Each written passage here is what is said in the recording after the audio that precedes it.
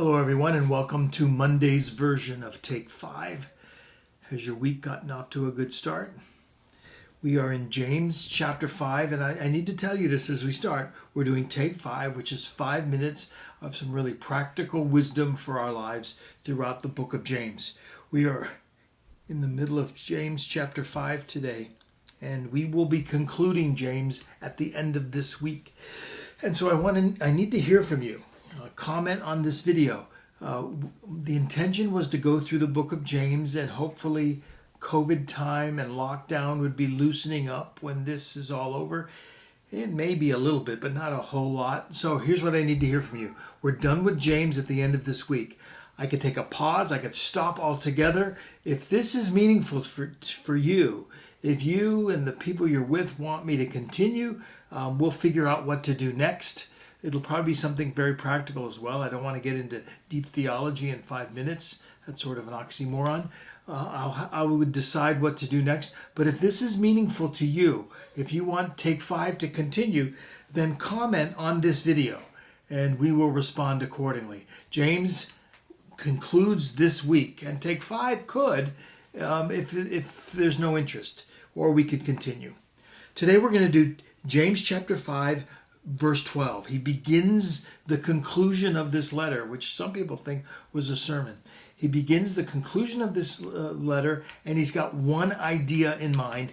And in a broader way, the idea is honesty. In a narrow way, it's about swearing. Don't swear. Listen to what he says. I'm just going to read verse 12. That's all we're doing today. James 5, verse 12. James writes, "But above all," so now that's sort of his code word to say I'm landing the plane here. "But above all, my brothers and sisters, do not swear, either by heaven or by earth or by any other oath, but let your yes be yes and your no be no, so that you might not fall under condemnation." So he's landing the plane, and he's concluding with some really important words of wisdom, and he begins with this one: don't swear. Now, when he says it, don't think profanity, don't think dirty words. He's talking about the giving of oaths. In many ways, he's repeating what his half-brother Jesus said in the Sermon on the Mount, where Jesus said, don't swear, let your say yes, say no, and leave it at that. So he's repeating it, and his point is basically that of honesty. When you say yes, mean yes. When you say no, mean no. I don't think James, or Jesus for that matter, are forbidding formal oath-taking within a society. As a matter of fact, in the book of Leviticus, it talks about you have to fulfill your oath. The Apostle Paul at times would even say things like, God is my witness. He would say to the Corinthians, this is why I wrote to you. So I don't think it's forbidding oath-taking formally, although I have a good friend, she will not swear or give an oath in the court of law because of this. I understand that. But I think it's more about honesty.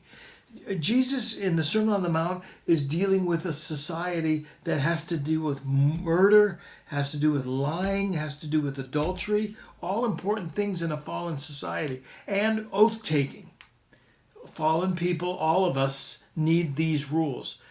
But he wants to get to the spirit of the thing. So instead of murder, he talks about hating. Instead of adultery, he talks about lusting. And instead of oath-taking, he talks about honesty.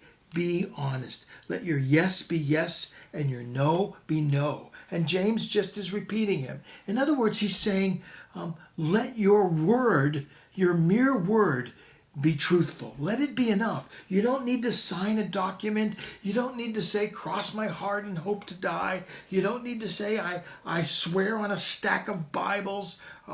I swear to God. People used to say that when I was a kid. Just say yes. And you ought to be such an honest person with integrity that your yes counts. Christian people should be known as honest people. Parents, I would say the same thing to you.